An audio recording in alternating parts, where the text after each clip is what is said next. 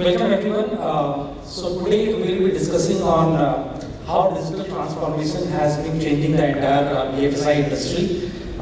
We will discuss various aspects and with the expert panelists here, we will understand their experience and how they are navigating through various challenges and opportunities to increase stakeholders' value.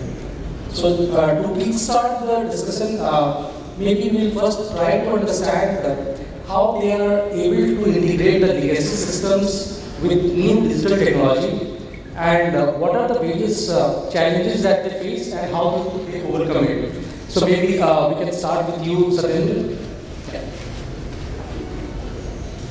So to start with, yes, everybody is into the era where transformation is like they are doing it from scratch. Okay, and everybody here who are seated here, they are into transformation. Okay, so and the basic thing which is coming to you is the legacy systems.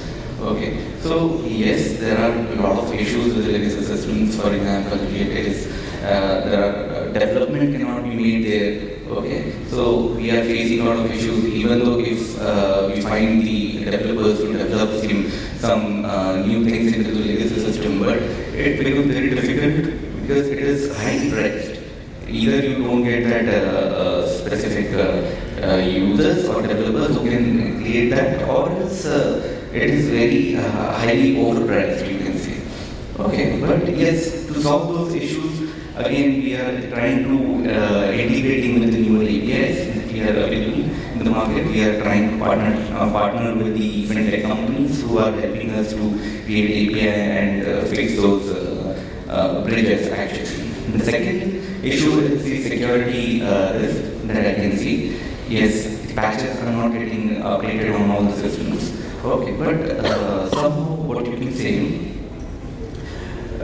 we are also in the era where there are virtual patchings available. Yes, it cannot be fixed on. You cannot take it as a permanent fix, but yes, for the timing you can do that. And the answer to that is again you have to slowly and gradually go out of the legacy systems. That's the only path ahead.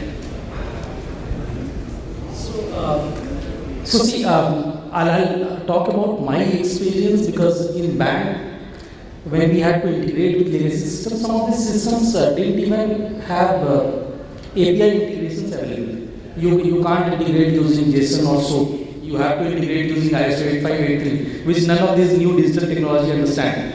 So, Prashant, because you are from a company which is there for last more than 30 years, how do you navigate through this? If some system is not able to integrate directly, what is it that you do and how do you really take it forward? Yeah, I think good one. And we are kind of at the same challenge right now.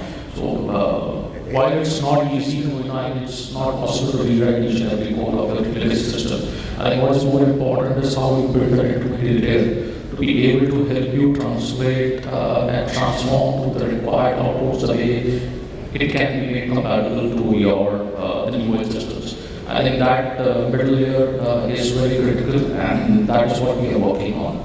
And more important, even those middle layers have to be sometimes purposefully designed for that particular application only, and you still cannot have one size fits all kind of a thing for each and every system. I think another big challenge is the way the data is stored or handled in the legacy system.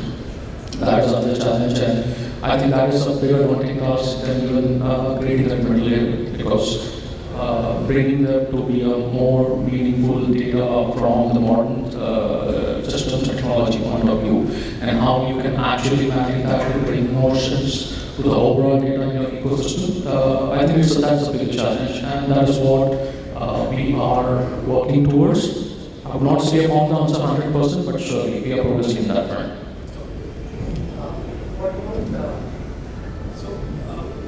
So as you spoke about middle layer, maybe most of these companies have ESB. So how is that helping in integration? And if not ESB, what are the other approaches? Because we started using ESB maybe 10 years back. Is there something new which has come? Is there some new way of doing things, new way of integrating? Maybe you can throw light on that. Legacy systems are going to continue for some more time. So before we completely come out of that, obviously, yes, they are also innovating and they are also transforming. See, there is a key difference here which we need to balance it very closely, very carefully, and then work towards it. Is the core systems are driven by product centricity, strong, and the experience layers, the channels are driven by customer centricity. So there is a balance that has to be done. So we are not going to come out of legacy systems in the near future. Yes. So how do we do this? Is one of the key aspects that the focus should be is on the enterprise architecture. So ESB has, as a service bus, has evolved, API ecosystem has evolved, and but still that has to go to an extent to get achieved completely. But there are other ways that we need to look at is focus on data. So data is the key because the heavy dependency on the core systems is data. If you could take out the data and put it into a data lake house, warehouse, right? So dependency reduces on the core systems, right? So that's a key.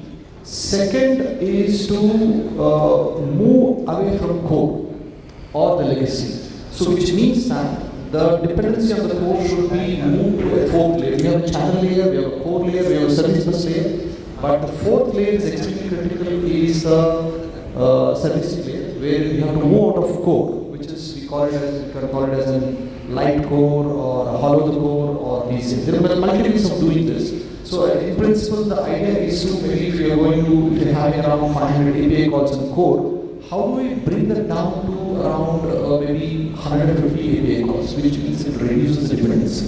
That's the key. So for that, follow the core, light core, or create a layer in between where, for example, deposits and loans does not change during the day; they change at the end of the month, right? So the idea is to have those created, pushed to this layer. So the servicing happens from it. So the dependency reduces and you can focus more on the customer experience.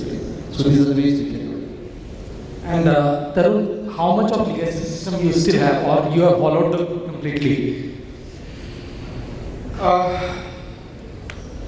We still have, while we are health insurance, we are pretty new, but the applications or the platforms available have been legacy or the monolithic applications. And that's where is the biggest challenge. I think it's just not looking at decoupling the core or follow the core. I think it's really looking at your entire architecture.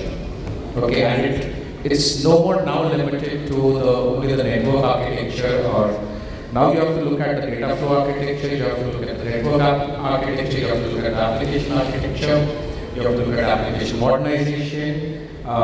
And when you are following the core or decoupling the core, I call it decoupling the core, not following the core, because a hollow core will not help me anything, guys. Because it will still remain a system of record. The legacy applications or the monolithic applications were designed to do many things. But today the world has changed where people expect you to be responding in seconds. And that's where it's just not the application which has to deliver, it's your whole ecosystem around. And most of us now are no more limited to our core organization and my core customer. We have also expanded a hell lot to our ecosystem of partners, distribution channels and everywhere. And with the advent of social media, anything wrong gets highlighted in less than 5 minutes. So how do you respond, and how, one is organization's responsiveness, and second is how does the technology respond to the change? So today we are at the place where everything has to be looked in detail. The legacy architecture is not going to support the legacy, but data and security coming in, your security starts right from even when you're conceiving or designing the application. So things have changed, and that's what we have to evolve to. And Ananth, we would want to understand your perspective as well, because again, Kotak has been there for so long. So, do you have an ERP system? Do you have some legacy systems? And are you struggling to integrate it with digital applications to serve the customers? Because now customer has a lot of expectations. Yeah, so we come from the mutual fund domain, and our business is vastly different the way it runs. as compared to the banking or the insurance sector. And for us, the core systems or the legacy that we have is all about fund accounting, where you need to ensure that the NAVs are as expected. And some of these remain legacy and on-premise, but we don't also intend to move all of these onto any cloud platform. Very essential, because some of these are systems that require the processing power and capabilities, and we would like to keep them on-premise, run them internally. And there are obviously we run business of PMS, MDPMS, and AIF now, and stuff like that. Now, some of these platforms actually not necessarily have it on the cloud, because these are all systems that are used internally within our, maybe the back office and head office. They are not even systems that are used at the branches. So why do I need to even put something on the cloud and stuff like that? This is where we expect, partners but these are all systems that are not developed in-house. These are all, standard applications which are available off the shelf on the market. And we expect these partners to give us these applications to scale, in terms of performance, processes, regulatory challenges that keep happening every other day. There's so many servers and new products and new ways of investments that are coming out. So how agile these systems can really be trying to adapt itself to some of these securities which are there. These are all. What we have also seen is, while there are platforms and technology and stuff like that, I think the challenges are again from business users. If you want to digitize something, to get the right use cases to begin with. And if somebody gives you a use case, whether the scoping is done correctly, you will always end up saying the scope has come out. And development happens, and you give it a new idea, this is not what I wanted. I mean, those challenges remain in life. They don't really change, and the entire development cycle goes on a much longer duration than what is expected. So these are all real world challenges that we keep fighting about day to day. But yes, legacy is there, it will remain. We don't expect to simply, maybe improve its processing power and capabilities. These systems are today more again become a feed or a source to my other digital platforms. But the basic operations will be there. And Bhushan, for how long we will have these legacy applications? Or these systems which we have right now will become legacy next 3 years? What's your view on that? So first of all, like my colleagues have already spoken about all possible facets and dimensions of challenges with legacy and modernization. So touching upon some of the aspects, of course, legacy is legacy, right? That's why it's there, right? Keeping that English aside, I think the way, of course, we have legacy and we will have legacy systems. I think the way we typically approach this problem is looking from a customer perspective, right? Like today, your customers are interacting, either through distribution channel or through mobile app or from web-based platform, right? So to serve that kind of a customer experience, right? Service, data, analytics, workflows, what legacy systems has to change? So we look at from that perspective, start with the very first principle due diligence on what are the challenges that the current legacy systems are, and then basically see what kind of components or areas within the legacy system need their architecture, needs rethinking in terms of migrating to a newer language, right, like Golang or something from the core backend systems, or look at some of the cloudification aspects of it. Right? That's the one part. And then second is, of course, as ESB or enterprise data bus. So we are basically following something like BFF. Now, this is not a social media BFF, but it's more about backend for front end. Right? So how can we develop that layer and we sort of call it more like a fast layer, which is a combination of data, compute, both persistent, caching, and of course the APIs below and above, right, which can basically deliver that latency to the front-end application to serve the end customers. So I think as my colleagues have spoken, it has to be thought through from the ecosystem perspective, architectures at various levels. I won't repeat that, but yeah, it is not a simple problem to solve. We will have to strike a very healthy balance, looking from cost, looking from security, looking from time to market of various services and products that business wants to launch. So I think this holistic thinking would sort of help in terms of navigating the roadmap and then of course delivering it. Great to hear that. So we all understand that it's a big challenge and we all have to navigate through it. So just prior to our panel discussion, we had some interesting discussion in the room outside on cloud technology. and I would like to start with asking if cloud technology is really necessary for any digital transformation, and does every organization have to go through it necessarily? So I would like to ask this to Tarun because he had a different take on it. So we all would want to understand his view on this, and then we can go across to other speakers as well. The moment you uttered the word cloud, I knew I was the target. But yes, if people would have looked at recent reports that have been coming out, AWS says that its biggest threat is on-prem data centers. More than 43% of the organizations have already come back or are in the process of coming back from the cloud. I have come back from the cloud. So, and have realized that no, it is not a barrier to start your digital journey, because digital is a way of delivering the experience, whether it is a way of delivering the experience to all your stakeholders, whether it is your customer, your partner. And the need of time is that we have moved away from the brick and mortar business to a brick and a click business.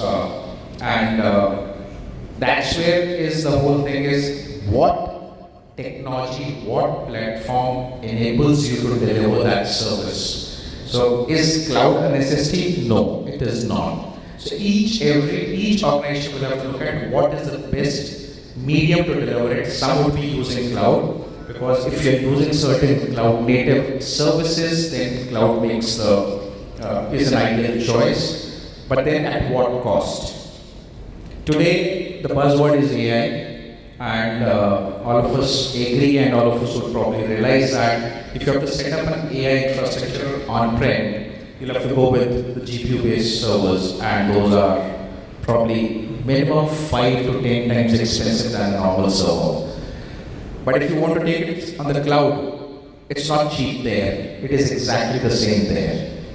And you couple it with DPD Act, which is coming in, and in fact in the Companies Act it's already there that all the customer information has to lie within the geographical boundaries of the country. Then you have to look at what you are doing with the AI. How many people have provided the AI services based natively in India? So it's not an easy decision for anyone. And my advice and my view is that please take that decision very judiciously. Cloud is not a silver bullet which is meant for everyone. If you're small, to start off where you don't have the expertise, cloud is a good way to experiment. As you reach a particular scale, you realize that your operating expenses are increasing drastically, and that's the point of time when you have to take a call. What makes the best business decision? And it's not just a purely technology decision. That's not the usual view, but yeah, even we have been hearing about it, and it's great to hear this view from you, Tarun. So maybe Sudheer, how much of cloud you are using, and is it helping, or you are also of the same view that once you reach a scale, it becomes too costly, and then you have to come back to your data center. So what's your view on that? Thanks, Pandey sir. I am not contradicting you, but so just a little bit of background. Cloud has been hyped up, and Pandey sir mentioned that, saying that industry has sold this concept as saying that this is a silver bullet. No, it is not a silver bullet.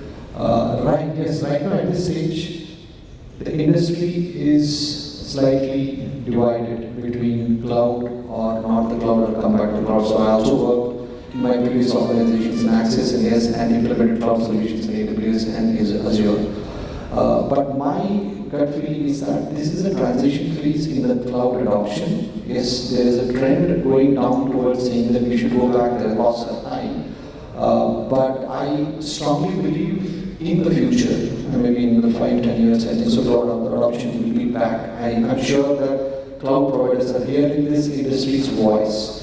Right, so I feel that they want to come back, and it is the way it is. So our point of view is that why cloud? So the cloud gives you the speed, the pace with which you wanted to go to go to market. And in today's world, customer experience, and we also spoke in the icebreaking session saying that everything is required by customer immediate. Regulators want it immediate, and then the customer wants immediate. So to achieve those customer experience aspects and various other aspects, speed is important, pace is important. So that is where cloud brings in the advantage, right? And the cloud, and the important point that we need to know is that what to use cloud, where not to use cloud is very critical. Code should not be there. And morally, the application should never be deployed on cloud. And if you want to go for cloud, take the compute, and the best use of cloud is go for a cloud native application. So we all have built applications using cloud native capabilities, which actually uses the compute and its power to do the outcomes, which are desired outcomes. So the point is that where all there is unexpected payloads are expected or processing is expected, please go for a cloud, otherwise don't go for it. But I have experienced this in the past with my implementation in S9, which is one of the complete 100% cloud native application on Azure cloud. So other way around, maybe that's one use case which I did. I was able to reduce the cost by 30%. You need to look at engineering practices, principles, guidelines, and then plan accordingly. Your load test, performance test will actually tell you how many codes that you need, how many nodes that you need to do, how many worker nodes you need to deploy. So that's a way I was able to reduce 30% of the cost. But again, case by case, I think so as Pandey mentioned, look at it case by case, and you will have an answer. But net, I think so cloud will be back in 5 years. Great to hear your views as well. Prashant, see, wherever you can't anticipate the load and maybe you have to scale and there are seasonality into it, would you prefer being on cloud, or even there the cost seems to be too high? And will these cloud providers like AWS, GCP or Azure, because they are also getting this feedback that the cost is becoming too much, and they have invested a lot in data centers. So will they hear the industry view and maybe fix up the prices, bring it down, or you don't think they are really bothered about it right now because there's too much demand? So why would they lower the prices right now? So, I think first of all, I would like to say that I kind of partially agree with both Tarun and because both have the right perspective, and I think it's important to strike a balance. A purposeful deployment or adoption of cloud is something which is very critical, and while we all agree cloud over the period has been overhyped, and while it was always portrayed cloud is cheap, it's not. But I think what is more important is the purposeful adoption in terms of what is it you are expecting out of it, whether it's the agility, scalability, time to market. These becomes a very important factors for you to consider. At the same time, in your overall ecosystem, what is it, the kind of capabilities you are running on-prem, or on your private cloud, whatever, and what is it you're planning to work or deploy on your cloud. I think that becomes very important. So if I have to answer specifically for you, again, cores can never be on the cloud for sure, for various reasons. Maybe some of them, of course, being the legacy of the application, some of them being very critical to be exposed to the cloud, and maybe the complexity which it kind of exists to deploy on the cloud. They're not being primarily cloud native. But yes, you can have the delivery layer surely on the cloud, again, depending on what's the term that you want to use it for, or how you want to kind of look at delivering it. Scalability, flexibility, and agility is something which is the key for the cloud. But again, what is more important is how does it fit into your overall ecosystem, your delivery mechanism, and keeping all the possible, maybe your regulatory or other delivery frameworks in mind. Okay. Yeah. I think I'll one statement, and I think it is being reflected. Just to answer one of the questions, will the cloud be there, or will the people listen or not? I think the environment is going to move and stabilize on a hybrid platform. It's not not just going to be only pure public cloud or private cloud, and that's where is the balance which will come out. And that's where, as Sudheer said, it is evolving, and that's where it is going to be. It will be an enterprise decision on what to take where. Bhushan, how much of your infra is on cloud?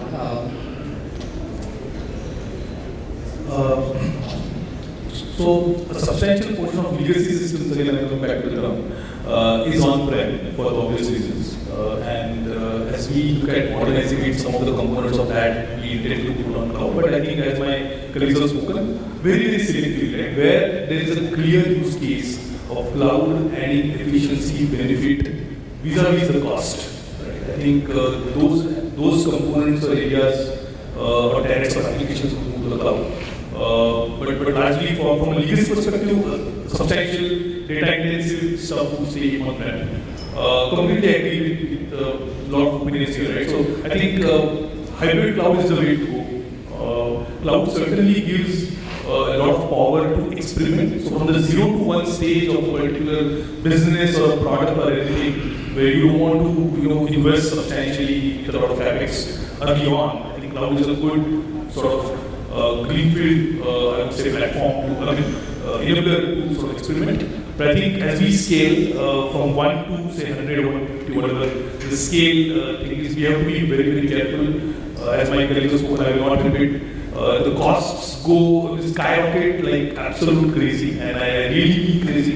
If we don't keep a tab of what's being utilized and how the business demands something service by the cloud side.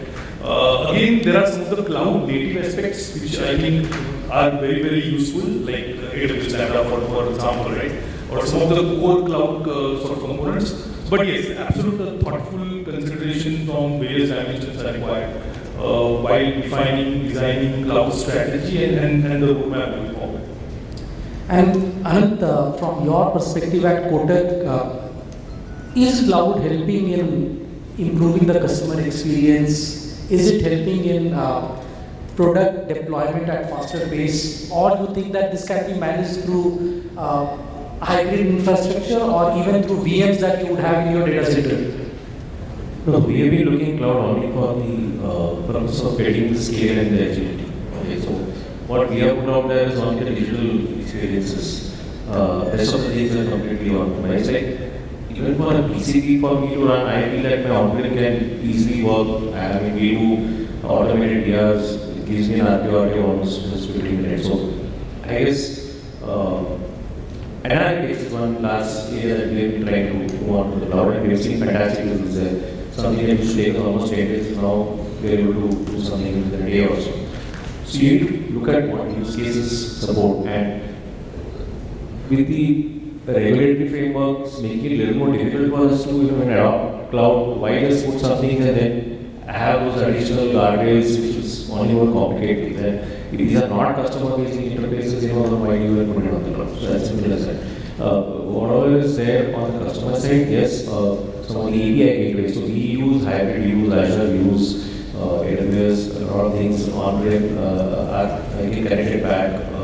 So wherever possible, we will definitely try to use native cloud. We also look at SaaS and CRM SaaS platform completely. So all depends on what kind of use case you want, and a couple of obviously looking at the cost and stuff like that. It is giving you the right scalability, the right performance. That's what you're looking out for. Cloud is definitely a good way to go.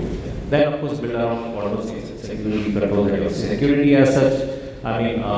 It's not that you are going to look at security very differently on-prem or security is security, right? Nothing on-prem or off-prem has to go out, as simple as that. So you build in all those controls, looking at whatever that you have. Yes, you have to do some more additional things if you want to, but then you have to take care of it. Since you have brought in security as well, I would like to ask Satyendra, because you are from that domain.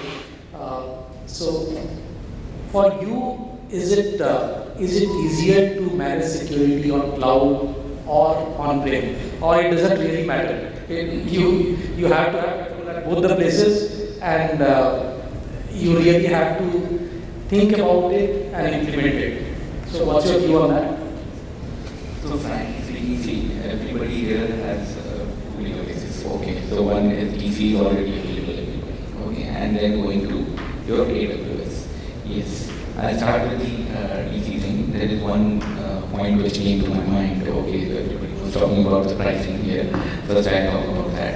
So usually earlier what used to happen, we Indians are very cheaper. Okay, so we have DC, we have a number of servers available there. So any servers which is getting end of life, so we take those servers for testing. If any new testing servers, any new test environment names come from the user side, they need a requirement of a server. So we used to keep those servers. But currently, when you are in AWS or you want to go with any other cloud service, you cannot do that. You have to pay price for everything.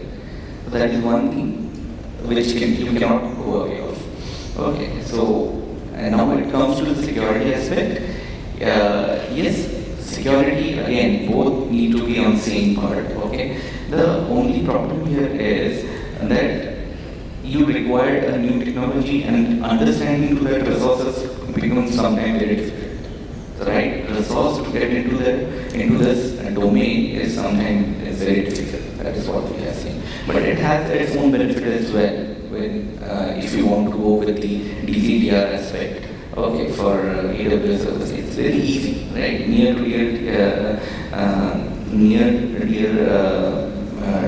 DC is easily available without paying extra price to it. Then you have a DR which can be easily set and you can go with a click. Right? So these are the benefits which is already there. The one important aspect of which I can see as far as the security is we have recently heard that there are a lot of configuration issues in the servers. So that thing we need to regularly check if we have any servers available there. That configurations are maintained properly and it is regularly audited there. That is one important aspect from my side. So Prashant, just expanding this, just wanted to understand, are there some innovative approaches that you are taking to mitigate cyber security risk? Because with new advancement in digital technology, this has become a concern for everyone.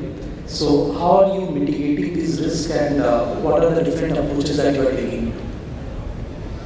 Okay, so I think when it comes to dealing with the cybersecurity, I don't think any innovation can actually be termed as innovation, because here the most important part is going back to the basics. Most important, ensuring you are maybe possibly exposing any of your systems or data to the bare minimum to the extent required, or maybe establishing a strong guardrails around that. I think that is most important. And another part is how well or how regularly you are training your people who are dealing with the systems or data. So I think you may bring in a lot of innovations in the technologies and bring in a lot of tools. But end of the day, if you're not able to use it rightly, you're still as vulnerable as possible. So I think here the key will always be going back to the basics and still trying to be as conservative as possible. And I think when it comes to security, it's always good to be least adventurous. I think that's the best way to deal with it. And yes, with a lot of innovations and technology coming in, it's more important that you have done the right due diligence required before you actually bring in into those production environments. But not only but the moment you start onboarding, that production is just a final stage. The moment you bring in even for your test and dev, you still need to ensure you have the right kind of those guardrails established at right from the day one, at least your set basis, right? So if you ask me, innovation is all about how do you ensure that you have your basics right. And Sudheer, are you ready for the data privacy challenges and DPDP Act? What are the approaches that you are taking there?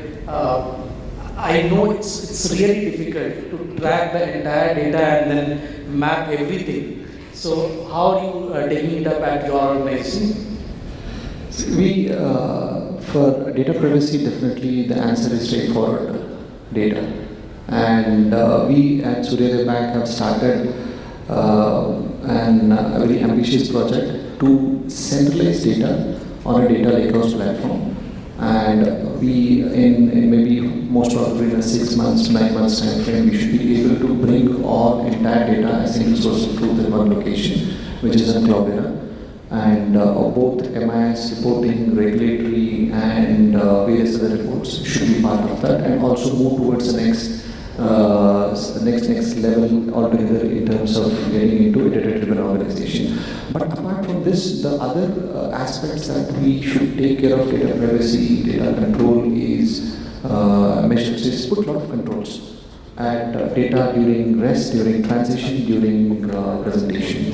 So it's a kind of an implementation across the layers, which is the upstream, downstream, and the service layers, is what we are following guidelines in terms of ensuring that the relevant protocols are followed in terms of data encryption, data masking, and data hiding. So these are the aspects that we implemented, again following into the engineering practices.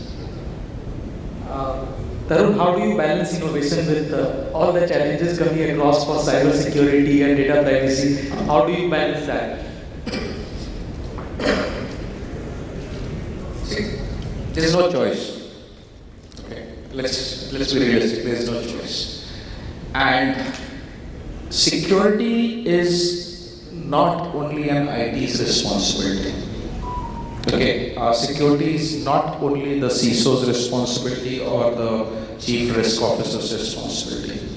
The change has to be that security has to be driven in as a culture which is an equal responsibility of each and every employee. Whether you are interacting with the customer, whether you are developing your applications, if you do not incorporate security at every stage, this will always be a challenge. And even after that, it will still be a challenge. If a NASA can be hacked, then so can everybody else be. But the point is, there are two things. How good measures have you put in at every stage, whether it is data at rest, whether it is data in motion, your endpoints, your servers, your network.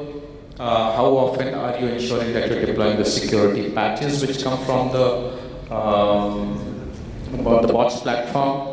Okay, it is also how fast can you recover? Okay, and that brings in the whole culture of the whole governance, whether it is what are you measuring, what are you monitoring. If you're not putting that framework in place, this will always be a catch-up game. So, to answer, I said it's everybody's, and that's what we're trying to drive. It is security is everybody's responsibility. It should be part of our day-to-day lives in everything that we do. And the only thing that we can do on top of it is we are ensuring that we are identifying the KPIs that have to be measured on a regular basis, what we have monitored on a regular basis, and have a plan in place to recover fast. It's just the recovery is the second stage, how fast can you prevent or kill the issue at that point of time, and then you recover back. It brings in also the component of having the right communication mechanism to inform people what has been the issue, what are the steps that you're taking, which brings in confidence. So, is there a science to it? I don't think so, but there are certain basic frameworks and steps that we all need to follow. And Ananth, from regulators' perspective, because there are various views here, how to manage cyber security, how to manage data privacy. Now, are they kind of impediment, or they are putting the right guardrails, and it's for benefit of us all? No. See, they are doing whatever they are doing right. They are looking after the interests of the investors, of the customers who are going to be transacting. But sometimes it can be an overkill. What we have seen is some of the underlying solutions that we use are not even having some of those, guardrails. So I'm talking about large players like or whatever you are having a SaaS platform, and the regulator is asking you to do some things on cloud. You will find that the solutions don't even have these capabilities, and we don't know whether it's there on the roadmap or not. And this is a dialogue that has been continuously having with the regulators. So me and Prashant and all, we've been continuously meeting all these regulators and trying to tell the story from our point of view, what is possible. Yes, they have given some leeways, but largely there's no escape to it. You need to implement some of these. And maybe, I mean, for us, for the municipal industry specifically, we'll all be first year of the audit post in the regulations, and I'm sure most of us will come out with some of these non-compliances because the solution doesn't support that or whatever. And it may take some time for us to reach to the extent what the regulator wants to do. Especially from a risk perspective for the AMCs, where we are not a bank, we are not an insurance, where we don't even have direct interactions with the customer. Yes, we have the customer data going out, but the risk is not as much as a banking transaction going wrong, right? So whether you can give us some regulatory dimensions, but what happens is, the regulator feels that any customer data going out in any form is a breach, is a problem. It is should not be happening. We need to protect with these following guidelines, and it's going to be very difficult for all the AMCs to really follow it. The large, the small, it's a challenge, but it's necessary. It's necessary. It's very essential, especially with the DPDP Act, being in place. And the DPDP also is the third-party data. We don't even know where our data is lying today. Right? So a lot of steps that we need to take to ensure to know where the data is. So it's going to make us like in red TV, and all these come at a cost. From different perspective, the costs, the margins that we work with, extremely difficult for us to get going on some of these. So, Bhushan, what we have seen in every organization is you can put as much money as you have for security. It will never be 100% good. We all know that. Now, when regulators come, they'll ask you for the moon. They'll ask for each and every tool. You should have EDRs, you should have 100 things there. Now, how do you manage that? Because you can't 100% satisfy the regulator at any point of time. How do you trade that path? Great question and a difficult one. I mean, of course, regulators wants to have us to put best possible security infrastructure and controls in place. Of course, that's their one of the KRs, EKRs.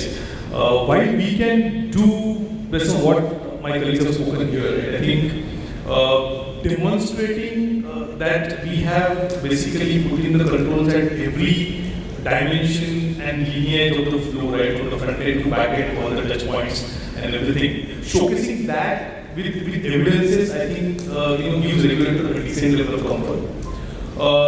Other than that, I want to add one very, very important thing which regulators look for, and I think my colleagues spoke about it. It's about when a security incidents happen, right, how do we respond to that? Because most of the organizations and various CXOs, right, focus on putting the guardrails, controls, mitigation plans, right? But as you said, even NASA cannot be completely secure, so anybody can get hacked by whatever the new thing on the block, right? How do we respond to that? How do we safeguard our data? How do we recover our systems back to the BAU in the least time possible?